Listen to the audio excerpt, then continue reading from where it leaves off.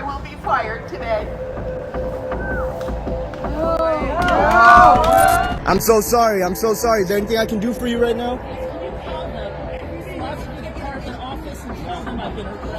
Fill up philosophy department?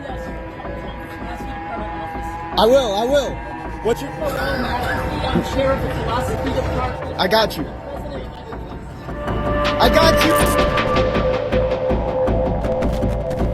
What's happening on America's college campuses is horrific. Anti-Semitic mobs have taken over leading universities. They call for the annihilation of Israel. They attack Jewish students. They attack Jewish faculty. This is reminiscent of what happened in German universities in the 1930s. To the untrained eye, to those who are new to this conflict, you'd be tempted to believe that this man cares about Jewish lives. But this is an act. This is a bit that he's doing to win over Americans. And you know it's an act because in 2001, there was a tape of him visiting an Israeli settler family, and he was telling them about Americans. And he was literally saying, I know what America is. America is a thing that you can move very easily, move in the right direction. They won't get in the way. And he was talking to the family about the Oslo Accords, which specified that Israel would be allowed to keep military zones in the West Bank. And Netanyahu then told that settler family that he would use that loophole to retain large portions of Palestinian territory. Knowing that, you would see the speech that he's giving now when he's talking to Americans, you would see it very differently. You would see it as a performance. He's just manipulating them. And this power that Israel wields over America is finally getting exposed thanks to Gaza. You know, there's a Florida governor, Ron DeSantis, who just vowed to expel American students if they protest against Israel. A foreign country. Yeah.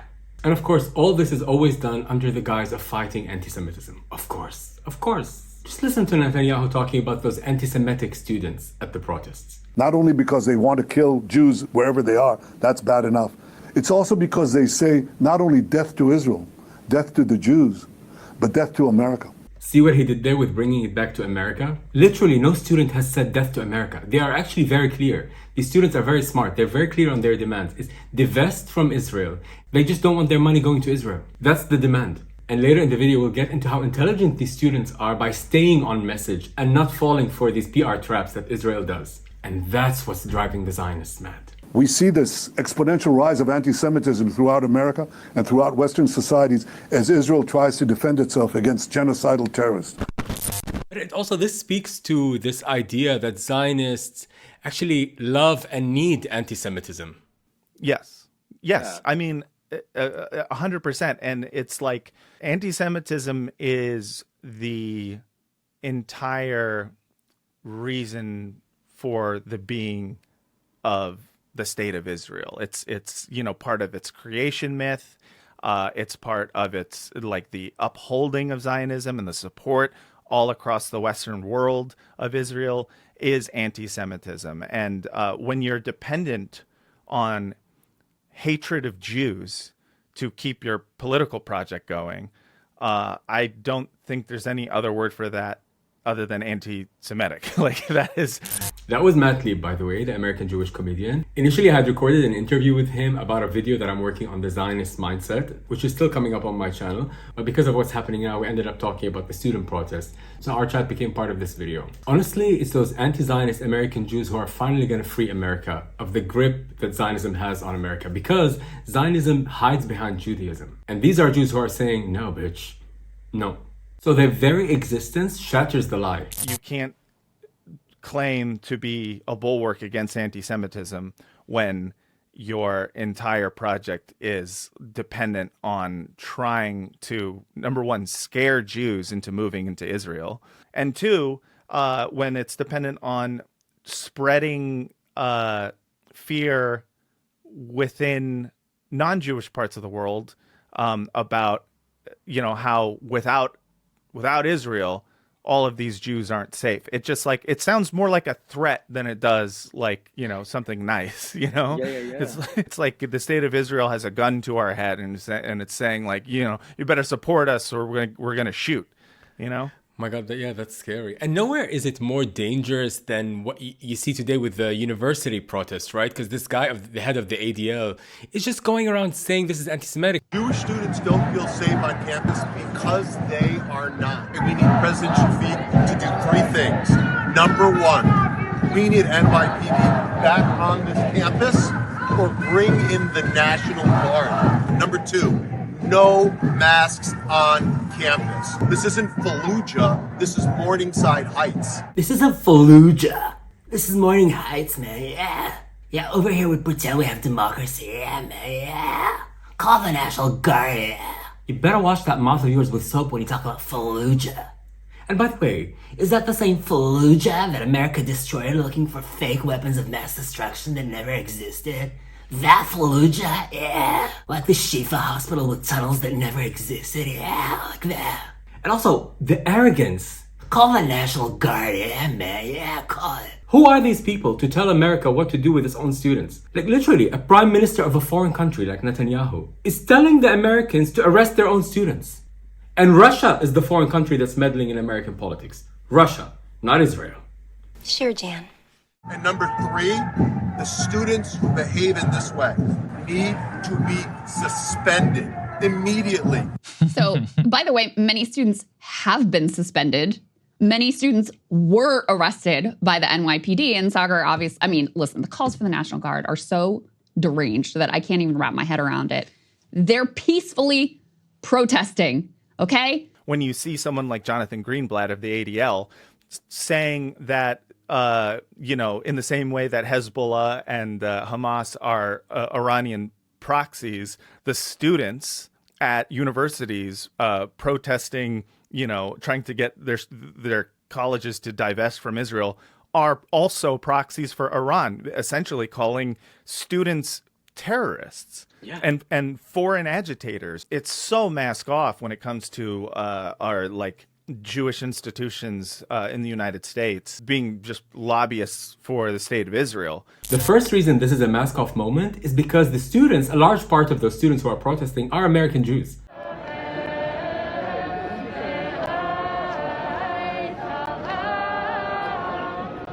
They never mention the Jewish students who are protesting because it fucks with their narrative. Their entire narrative is based on all the Jews are scared.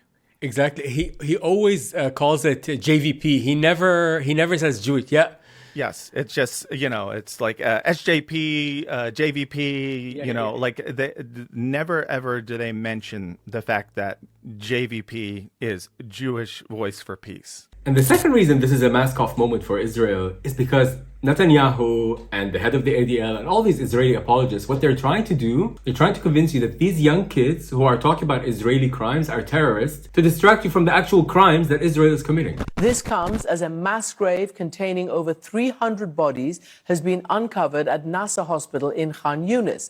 Correspondent Nada Bashir reports on the intense grief amongst the survivors, and of course, this story is difficult to watch. For the last 10 days, this mother has returned to Gaza's Nasser hospital, searching desperately for the body of her 24-year-old daughter. These are the shrouded corpses of those retrieved from a newly discovered mass grave in Khan Yunis. And speaking of covering up the crimes, remember that lady who I featured in a couple of videos ago where she was like, oh, there are no churches in Gaza? No, I don't know. I didn't see the report. One with a fake British accent. Didn't see the report. No. Yeah, you remember her. Oh, the bitch is back. And better than ever. 283 corpses found in a mass grave at Nasser Hospital in Khan Yunis. The UN Human Rights Chief has said he is absolutely horrified. Who do you think those bodies are? Probably terrorists. Why do you think some of the bodies were found with ties around their hands? Well, because we probably arrested the terrorists. And then killed them? Well, I don't know if the terrorists fought back. I wasn't there. But all I can tell you is that this has been a very difficult urban warfare, that nobody on earth has experienced this type of warfare. Of course, no one experiences warfare like Israel. No one feels pain like Israel. Oh, but there's more.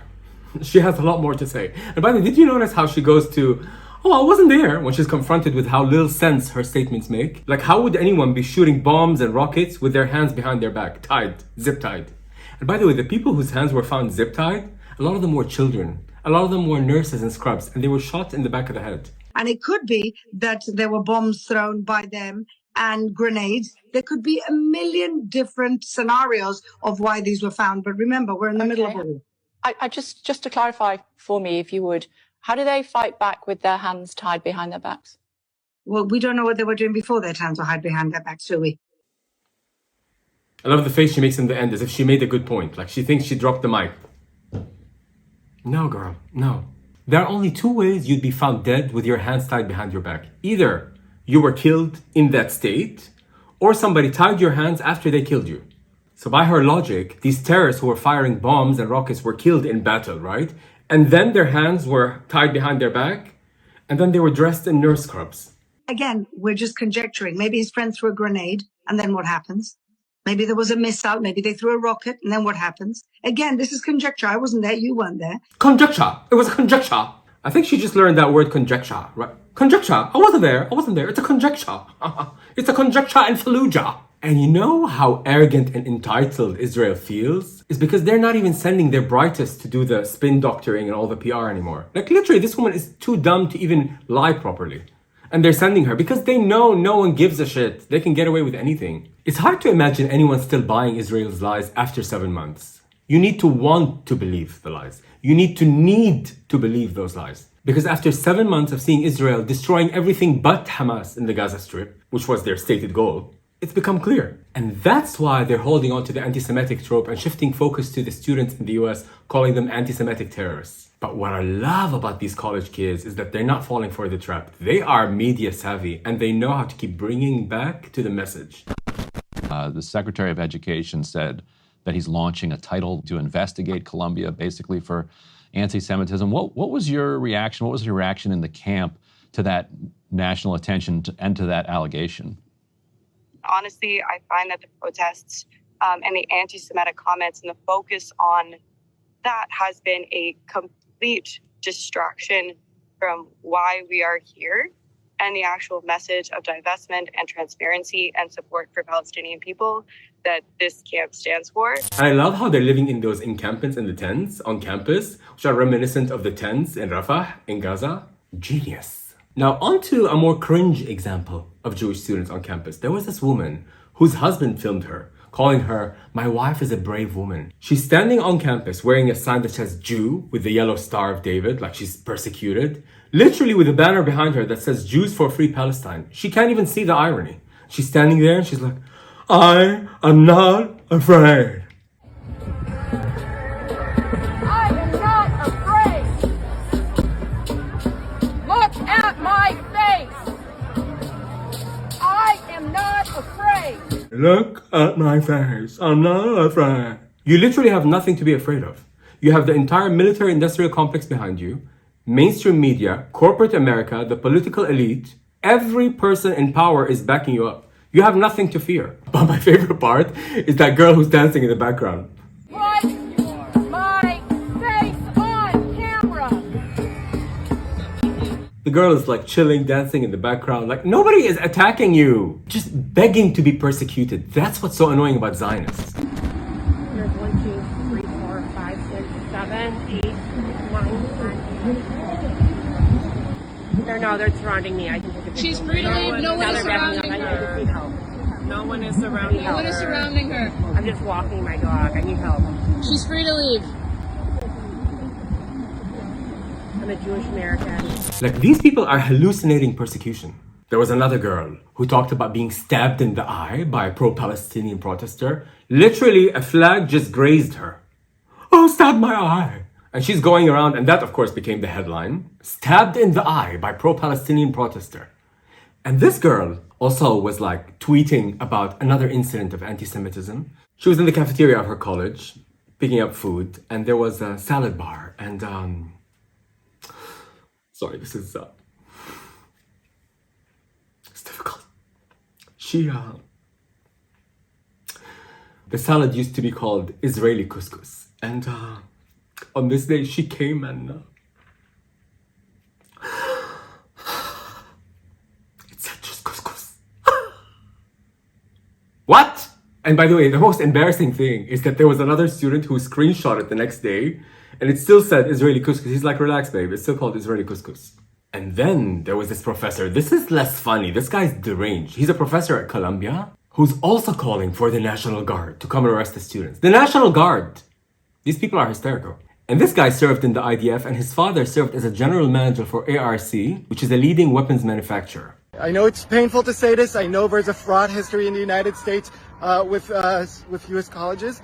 But it's time to bring in the National Guard because the NYPD is in over their head. Just look at him stomping his feet like a child. Like, this one image is so emblematic of Zionism. The arrogance, the entitlement. Right now, we are not okay. And this is like, this, in the Zionist playbook on college campuses, this is what they do, use that victimization in order to like garner headlines so that people will bite on the idea of like, oh yeah, there's a lot of anti-Semitism on these college campuses. This is something that's been going around for years when it comes to Palestinian solidarity movements on campus. Like, no one has been attacked, I think, more in America than the college students who are organizing for Palestine freedom.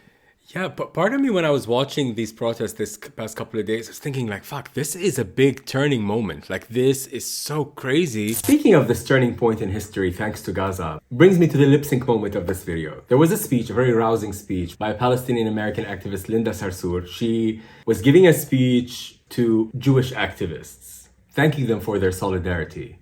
Beautiful speech. Because also, just like the students at the campus, she is very intelligent to bring it back to the unity, to what unites us. Because what the Zionists want to do is turn it into Muslim against Jew. Anyway, I like that speech so much that I decided to lip sync to it and place it in the White House Correspondents' Dinner. Place the most nuanced and deeply compassionate take on the subject in the most vapid and superficial environment possible. So here it is. I hope that you sit here proud of the rebellious young anti-Zionist Jews taking risk in the long-standing tradition of fearless Jewish activists and organizers.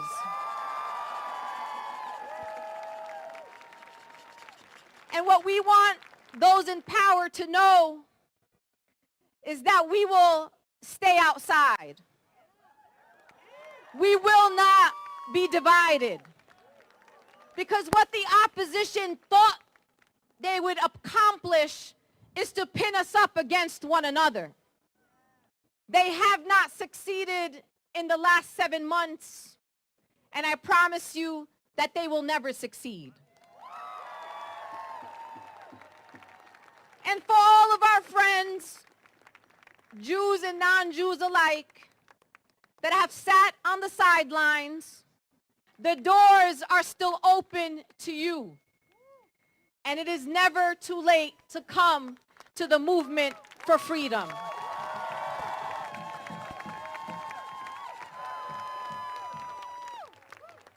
I am so proud that one day we will look back and generations to come of Jews and Muslims and Christians and people of no faith will look back and say, those were my ancestors.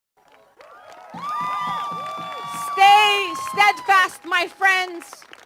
Stay consistent. Stay focused. And keep your eyes on Gaza.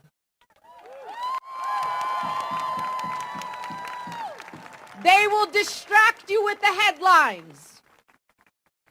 They will show you political theatrics by theocratic regimes to take you away from why we are here. And it is to build a future where Palestinian children do not just survive, but they thrive. And I look forward to staying on this journey for all of you. I love you, I salute you, and thank you for being light in the darkness.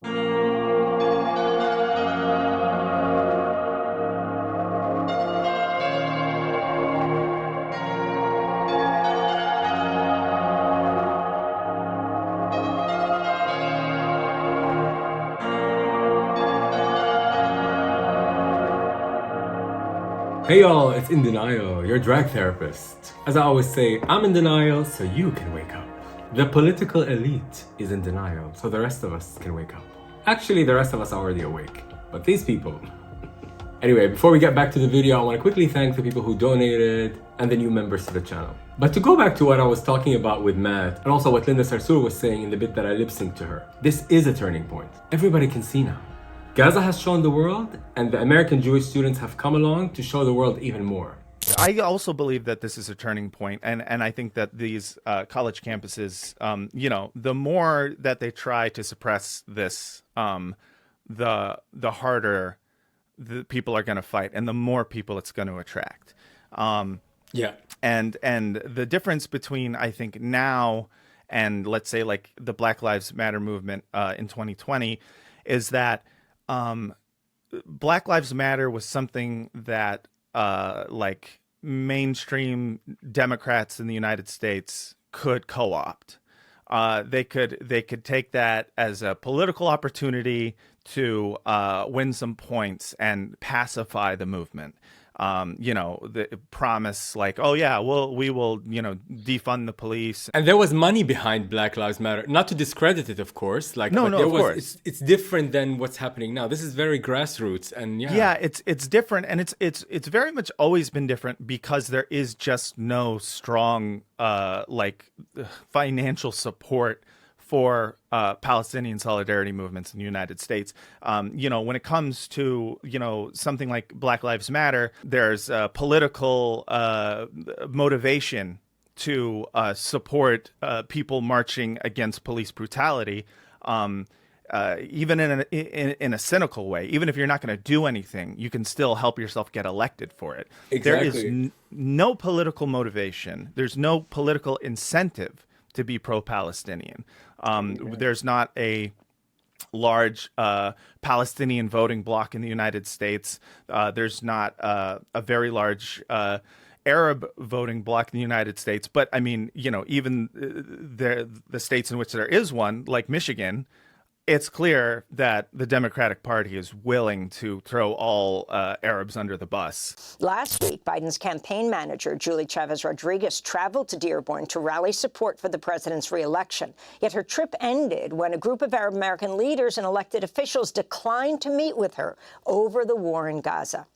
Among them was the mayor of Dearborn, Michigan. This is not a moment that calls for electoral politics.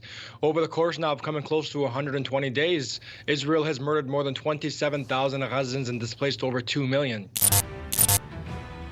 All right, we're going to turn to breaking news right now. The House votes to censure Democratic Representative Rashida Tlaib, the action taken against the Michigan Congresswoman for criticizing Israel. I was offered $20 million to withdraw from the senatorial race and run against my friend Rashida Tlaib. The pro-Israel lobby will go to any length to remove anybody from the U.S. Congress that has any opposition to their agenda. And the reason the Democratic Party, and of course the Republican Party, throw Arabs under the bus is because they don't want to be threatened by AIPAC. Now, speaking of the power that Israel wields in the United States, of course, AIPAC is now a household name, we all know. But there's a lesser-known organization called Canary Mission. Ooh, girl. Who is funding Canary Mission? Inside the doxxing operation targeting anti-Zionist students and professors.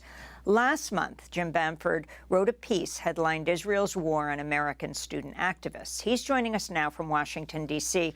James Bamford, welcome back to Democracy Now! Tell us what the Canary Mission is. Well, it's a very massive program that's been going on for years and years. It's secretly run out of Israel, and the purpose is to blacklist and dox students, professors, and largely anybody that disagrees largely with Israel. Basically, this organization exists to smear all these students. And this didn't start now. This has been going on for 2 decades. Basically, they make sure that these students never get jobs again in the United States by posting all their personal information and making bios about them, so that the first thing any employer sees when they're searching for these students' names online is that they're terrorist sympathizers or terrorists. And that's why the students at the protest are wearing masks.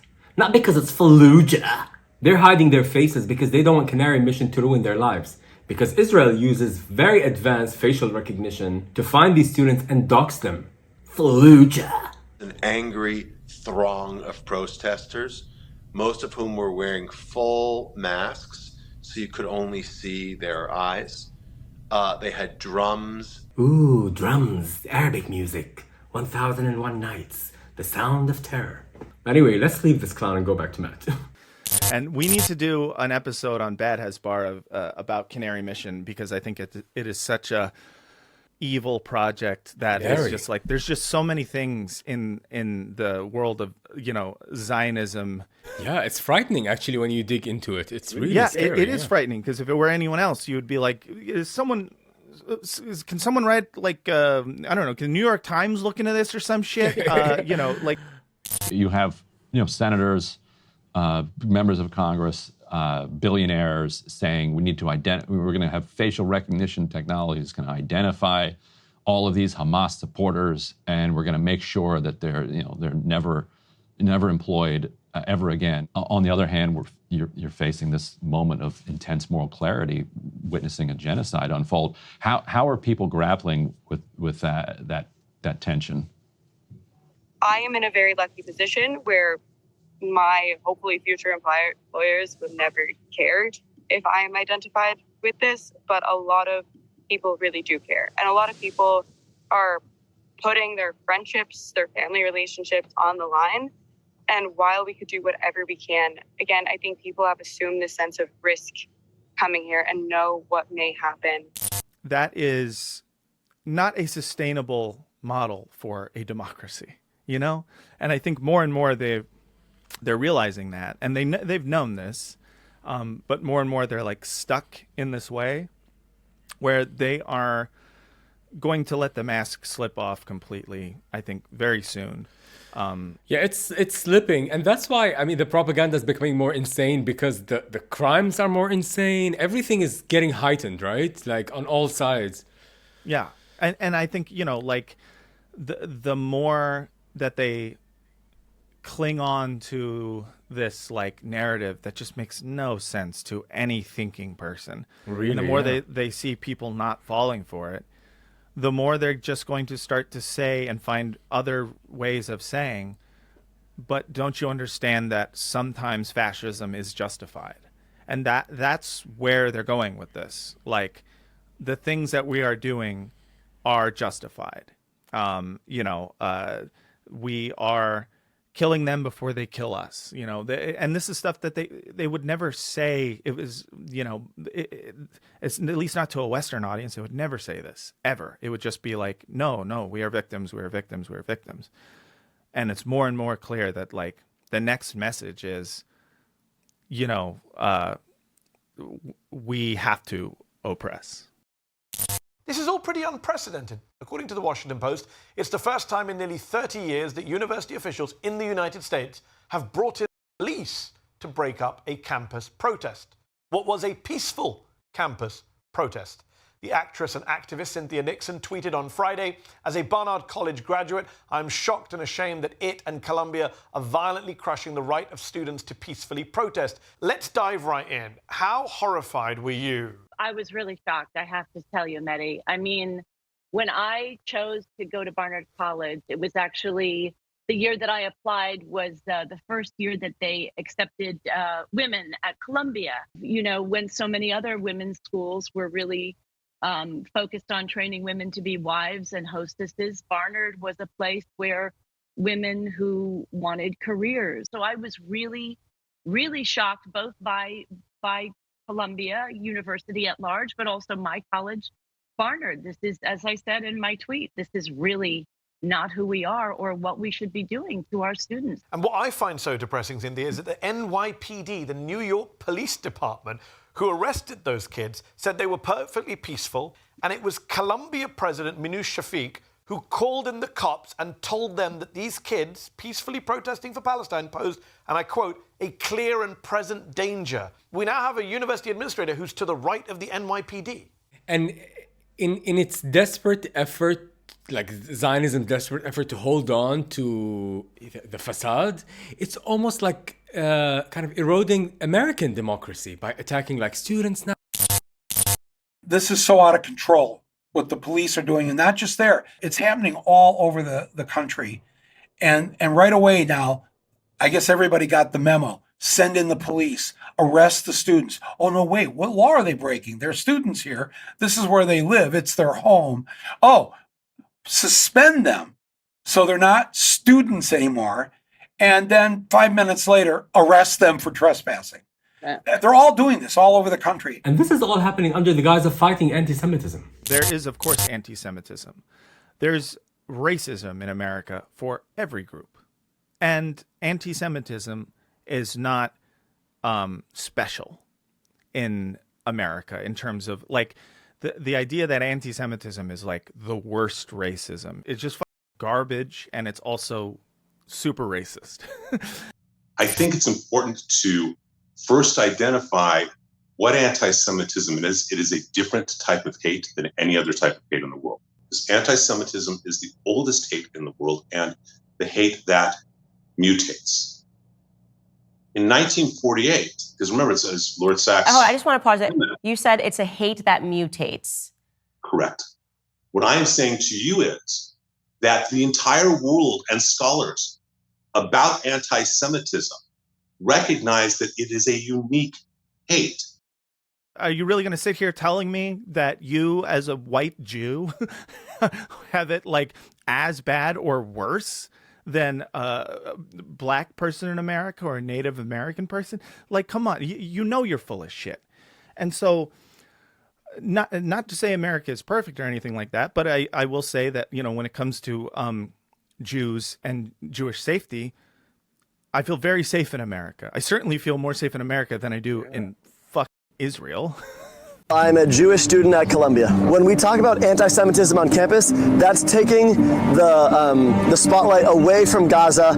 I am perfectly safe here, and this has all been a distraction because they don't want us talking about the non-stop massacre of Gaza. I grew up being taught that Israel was an important part of my Jewish identity, and then I met a Palestinian for the first time and heard the perspective and was able to realize that I was on the wrong side of this. It's not the pro-Palestinian, you know, solidarity groups on campus.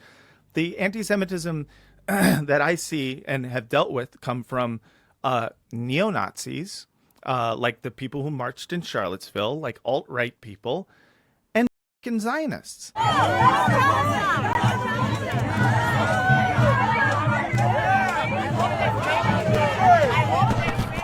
All I can think to myself is, like, more and more people are going to blame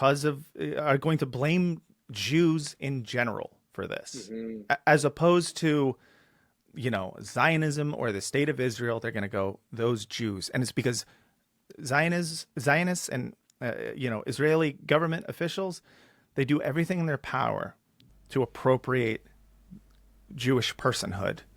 Yeah. You know, they claim that they are a Jewish person, the Jewish. It's like wearing Judaism as drag.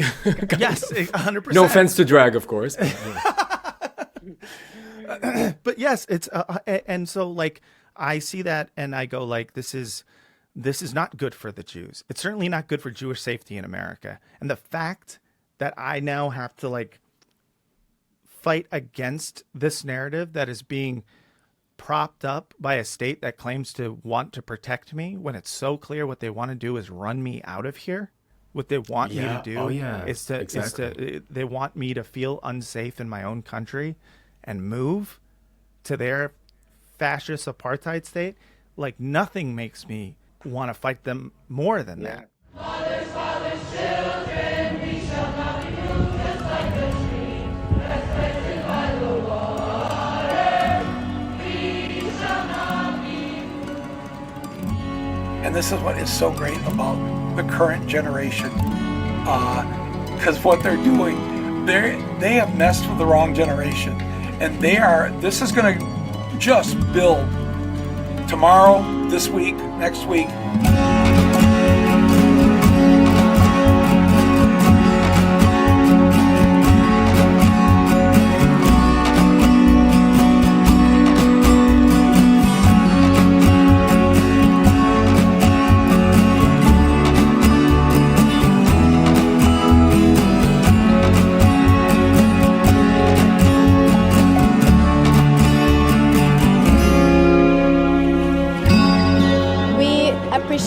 Very much. We truly love them. Anyone who raises a flag for Palestine, we appreciate it with all our hearts. They are leaving their education. They are getting harmed. They're getting in trouble for us. We really appreciate it. We really want them to keep going.